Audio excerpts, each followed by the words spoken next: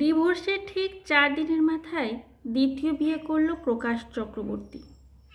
Divorce করতে অবশ্য তেমন বেগ পেতে হয়নি তার, কারণ রুমা কেস খামারি করেনি, খরপোশও চায়নি।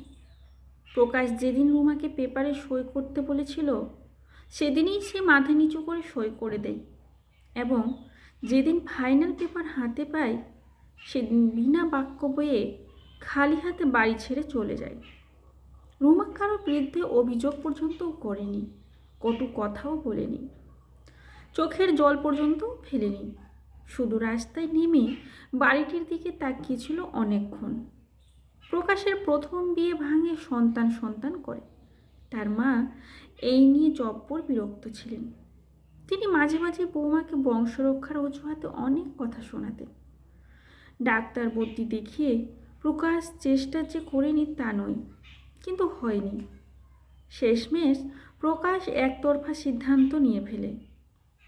নতুন বিয়ে করলে হয়তো সন্তান হতে পারে এই ভাবনায়। একদিন রাতে সে তার সিদ্ধান্তের কথা রুমাকে জানিয়ে দেয়। 10 বছরের বিবাহিত জীবনের ইতিমাত্র 10 সেকেন্ড। এরপরেও প্রকাশের সন্তান হয়নি। কেন হয়নি তা ডাক্তারও বলতে পারেননি। প্রকাশ অথবা তার দ্বিতীয় স্ত্রীর কোনো দোষ আছে বলে প্রমাণিতও হয়নি। প্রকাশ এখন মেনে নিয়েছে। তার মাও আর কিছু বলার জায়গা নেই। বয়সের ভারে তিনি এখন বাক্যহারা শয্যাগত। প্রকাশের দ্বিতীয় স্ত্রী অনিমা সন্তান না হওয়ার কারণ হিসেবে প্রকাশকে দায়ী করে অভিযোগ তোলে মাঝে মধ্যে। প্রকাশের দ্বিতীয় বিয়ের শখ তার জীবনটা তছনছ করেছে বলে ঘটাতেই অনিমা। প্রকাশ এখন বুঝতে পারে সন্তান সবার হয় না, এবং এতে অসুখী হবারও কোনো কারণ নেই। সে এটাও বুঝতে পেরেছে ভালোবাসা চলে গেলে সুখ মরে যায়।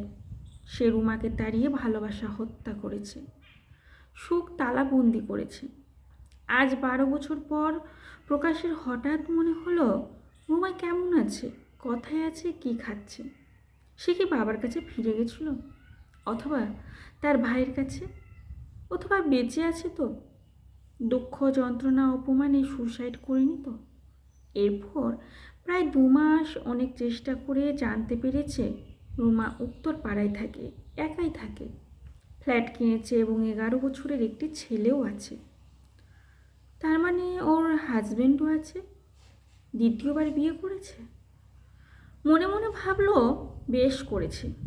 সে যদি দ্বিতীয় বিয়ে করতে পারে রুমা কেন করবে না? ঠিক করেছে। এর কিছুদিন পর থেকেই প্রকাশের মনে হতে লাগলো রুমার সঙ্গে যদি একবার অন্তত দেখা করে যায়। ভয় বা লজ্জার তো কিছু নেই। সেও বিয়ে করেছে, রুমাও বিয়ে করেছে, দুইজনেই সমান সমান। রুমা যদি বিয়ে না করতো তাহলে নয় কথা ছিল। রুমা কি দেখা করবে? তার সন্তান, তার হাজব্যান্ড কি মনে করবে? রুমা কি চাইবে তার সন্তান জানুক তার মা ডিভোর্সি? 10-12 বছর অন্যজনের সঙ্গে ছিল, অথবা তার বর্তমান স্বামী পর্যন্ত হয়তো জানে না রুমা আগে একজনকে ভালোবেসে বাবা মায়ের অমতেই বিয়ে করেছিল। এমনকি দরদণ্ড প্রতাপ পুলিশ অফিসার ভাইয়ের নামে ক্যাশ পর্যন্ত। প্রকাশ প্রায় 2 মাস খুঁজে খুঁজে বের করেছে রুমার উত্তর পাড়ার ফ্ল্যাট। পরপর 2 রোববার না পেয়ে আজ 3য় রবিবার আবার এসেছে কি এক অমুক টানে। এদিন দরজা খুলল একটি 10-11 বছরের ফুটফুটে ছেলে। অচেনা এক ভদ্রলোককে দেখে সে প্রথমে হাত জোর করে নমস্কার করলো, তারপর বলল, আপনি কি কাউকে খুঁজছেন? এটা কি রুমা নিয়োগী? নিয়োগী নয়, চক্রবর্তী, রুমা চক্রবর্তীর ফ্ল্যাট। রুমা তোমার কি হয়? মা? আচ্ছা, এটা তাহলে রুমার ছেলে? ভারী সুন্দর হয়েছে তো। সে আবার জিজ্ঞেস করলো, রুমা চক্রবর্তী কি তোমার মা? হ্যাঁ। ফ্ল্যাটে আছেন? না। কোথায় গেছেন? স্কুলে। তোমার মা কি স্কুলে চাকরি করেন? হ্যাঁ। আজ কি একটা পরীক্ষা আছে, আপনি কি মায়ের বন্ধু? তা বলতে পারো। তাহলে ভেতরে এসে বসুন, মা 5 মিনিটের মধ্যেই এসে যাবেন। বলে ছেলেটি দরজা ছেড়ে দাঁড়ালো। প্রকাশ ভিতরে ঢুকে ড্রয়িং রুমে এসে অবাক হয়ে গেল। তার কলেজ লাইফের একটি দুষ্প্রাপ্য ছবি সবার ঠিক উল্টো দিকে টাঙানো। এ ছবি এখানে এলো কী করে? আশ্চর্য তো। প্রকাশ ছবিটি দেখিয়ে ছেলেটিকে জিজ্ঞেস করলো, একে চেনো? কে ইনি? ছেলেটি হেসে উত্তর দিল, yes, he is god, he is my god. আমি প্রতিদিন সকালে ছবিটির সামনে বসে প্রার্থনা করি। এই সময় কলিং বেলের আওয়াজ হতেই ছেলেটি দৌড়ে চলে গেল দরজার কাছে। গিয়েই তোর বড়িয়ে বলল, মা, তোমার বন্ধু এসেছেন তোমার সঙ্গে দেখা করতে। রুমা ডাইনিংয়ে এসে প্রকাশের পায়ে হাত দিয়ে প্রণাম করে বেগ রেখে পাশেই বসলো। বলল, কেমন আছো? রুমা যেন জানতো প্রকাশ আজ আসবে। রুমার স্বভাব একদম পাল্টায়নি। আগেও যখনই সুযোগ পেত তখনই পায়ে হাত দিয়ে প্রণাম করতো প্রকাশকে। প্রকাশ খুব বিড়ম্বনায় পড়ল।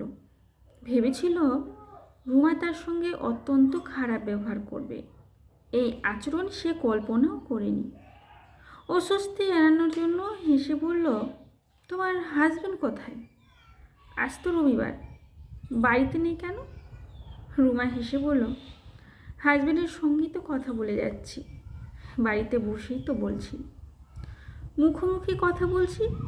এই সময় ছেলেটি 2 গ্লাস জল এনে টি টেবিলে রেখে পাশে দাঁড়ালো। রুমা ছেলেকে উদ্দেশ্য করে বলল, সাম্য, তোমার ছবির গড ইনি তোমার বাবা। আমি তোমাকে বলেছিলাম না একদিন ঠিক আসবে। বাবাকে প্রণাম করো। সাম্য বাবাকে প্রণাম করলো। এরপর উদ্দেশ্য করে বলল, এই তোমার ছেলে, তোমার অনুমতি ছাড়া ওর নাম রেখেছি সাম্য।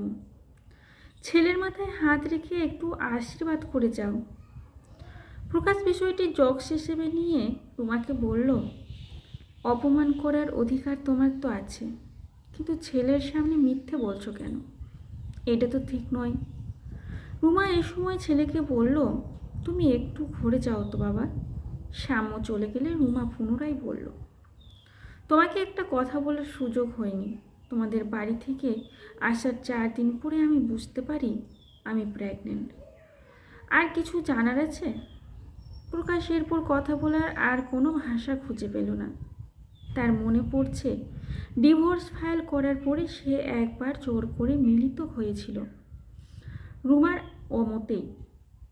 প্রকাশ উত্তেজনায় উঠে দাঁড়ালো, চিৎকার করে বলল, সাম্য আমার ছেলে, আমার। রুমা শান্তভাবে প্রকাশের চোখে চোখ রেখে বলল, সাম্য তোমার ছেলে, এটা ঠিক, কিন্তু তুমি ওর বাবা নও। বাবা হওয়ার যোগ্যতা তোমার নেই। অ্যাক্সিডেন্টলি তুমি বাবা হয়েছ। খুশিতে উত্তেজিত হয়ে প্রকাশ বলল, তুমি যাই বলো আর না বলো, আমি আমার ছেলেকে নিয়ে যাব। ও আমার ছেলে। বায়োলজিক্যালি ও তোমার ছেলে, এটা ঠিক, কিন্তু ছেলের কাছে তুমি ভগবান, এটাও ঠিক। ভগবান হতে গেলে দয়া, মায়া, করুণা, ভালোবাসা হৃদয়ে থাকতে হয়। সেটা তো তোমার নেই। ভগবান যেমন অদৃশ্যে থাকেন, আমিও বলবো তোমাকে অদৃশ্যে থাকতে। আরেকটা অনুরোধ, আর কোনো দিন এ বাড়িতে এসো না, কোনো দিন না। দরজা খোলা আছে, নিশ্চয়ই আরও অনুরোধ করতে হবে না। বেরিয়ে যাও বলে আরেকবার পায়ে হাত দিয়ে প্রণাম করে চোখের জল মুছতে মুছতে দ্রুত পাশের ঘরে গিয়ে দরজা বন্ধ করে দিল।